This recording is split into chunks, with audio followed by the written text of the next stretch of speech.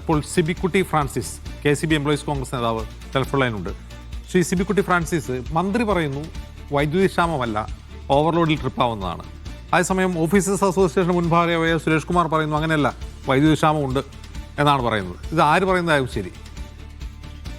പറഞ്ഞോട്ടെ, അതിനകത്തെ പാവപ്പെട്ട ഇൻഡക്ഷൻ കുക്കറിനെയോ അതല്ലേ നെതന്യാഹു ട്രംപോ ഒന്നും ഇതിനകത്ത് കണക്ട് ചെയ്യേണ്ട ഒരു കാര്യമില്ല. ഇൻഡക്ഷൻ കുക്കർ ഉപയോഗിക്കുന്ന കറക്റ്റ് വൈകിട്ട് 6 തൊട്ട് 12 വരെയല്ലേ ആൾക്കാർ ഭക്ഷണം പാകം ചെയ്യുന്ന സമയം രാവിലെ വെക്കുക. പുള്ളി ഞാൻ കേട്ടു, ചാനൽ ചർച്ചയിൽ കേട്ടു ഇൻഡക്ഷൻ കുക്കർ എന്ന്. ആക്ച്വലി ലോഡ് നിൽക്കുന്നില്ല എന്നുള്ളൊരു സത്യമാണ്. കാരണം ഈ സമയത്ത് പീക്ക് ലോഡ് സമയത്ത് എല്ലാവരും AC ഒക്കെ ഉപയോഗിക്കുന്നതുകൊണ്ടൊരു പ്രശ്നമുണ്ട്. അപ്പൊ അതിന് വേറെ റീസൺ ഉണ്ട്.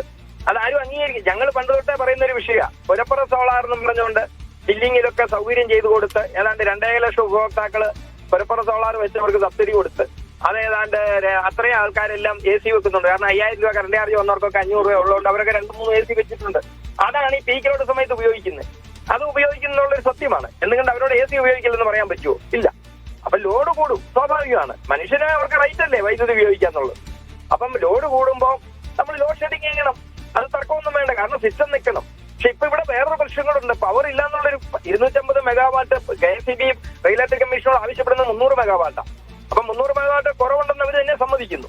2013 നമ്മൾ റദ്ദ് ചെയ്തത് 465 മെഗാവാട്ടാണ്. അപ്പൊ 465 റദ്ദ് ചെയ്തില്ലായിരുന്നു ഇപ്പൊ ഈ വിഷയമൊന്നും വരില്ല എന്നുള്ളത് മറ്റൊരു സത്യമാണ്. ഇപ്പൊ റെഗുലേറ്ററി കമ്മീഷന് അപേക്ഷ കൊടുത്തിട്ട് 15 ദിവസം കഴിഞ്ഞാൽ സാങ്ഷൻ കിട്ടിയതെന്നുള്ളതും ഒരു സത്യമാണ്. അത് റെഗുലേറ്ററി കമ്മീഷന്റെ അംഗങ്ങൾ എന്ന് പറയുന്നത് ഈ ഗവൺമെന്റ് നിയമിച്ചവരല്ലേ. റെഗുലേറ്ററി കമ്മീഷൻ അങ്ങനെ ചെയ്യുന്നുണ്ടെങ്കിൽ അവരെ കൊണ്ട് അത് വരുത്തി തീരുമാനം എടുപ്പിക്കാനുള്ള കഴിവ് ആർജവും ഗവൺമെന്റ് വേണം. അത് ശരിയാണ്. അവർ 15 ദിവസം നീട്ടി വെച്ചുകൊണ്ടിരുന്നു. ബോർഡിനെ ഇപ്പൊ പർച്ചേസ് ചെയ്യാൻ ചെന്നപ്പോ എന്ത് പറ്റി? ഓൾ ഇന്ത്യ തലത്തിൽ ആവശ്യകത കൂടി. ഒരു 15 ദിവസം മുമ്പായിരുന്നെങ്കിൽ ഡൽഹിയിലൊക്കെ മഴ പെയ്തപ്പോഴത്തേന് അവിടെ നമുക്ക് കിട്ടുമായിരുന്നു. നമ്മൾ പഴയ ദീർഘകാല കരാറുണ്ടായിരുന്നതിൽ ഇപ്പൊ കിട്ടുമായിരുന്നു. പെട്ടെന്ന് നമ്മളൊരു മാർക്കറ്റിൽ ചെല്ലുമ്പോൾ അവിടെ സാധനം ഉണ്ടെങ്കിലേ കിട്ടുള്ളൂ. അങ്ങനെ ഒരു വിഷയമുണ്ട്. അപ്പം ലോഡിന്റെ പ്രശ്നമുണ്ട്. വൈദ്യുതി ലഭ്യതയുടെ കാര്യത്തിൽ ഇവരുടെ പ്ലാനിങ്ങിന്റെ കുഴപ്പം കൊണ്ട് പറ്റിയതാ.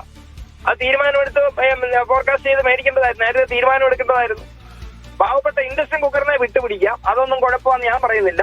എല്ലാവരും വൈകിട്ട് 6 മണിക്ക് വന്നിട്ട് കൃത്യം ഇൻഡക്ഷൻ കുക്കർ ഓഫ് ഇത് ചെയ്തുകൊണ്ടാവും ട്രിപ്പാവുന്ന പറയുന്നതിന് അർത്ഥമൊന്നുമില്ല. AC ഉപയോഗിക്കുന്ന പറഞ്ഞാൽ നമുക്ക് പിന്നെ മനസ്സിലാവും. ശരി, നന്ദി സിബിക്കുട്ടി ഫ്രാൻസിസ് ഈ വാർത്തകൾ പ്രതികരിച്ചതിന്.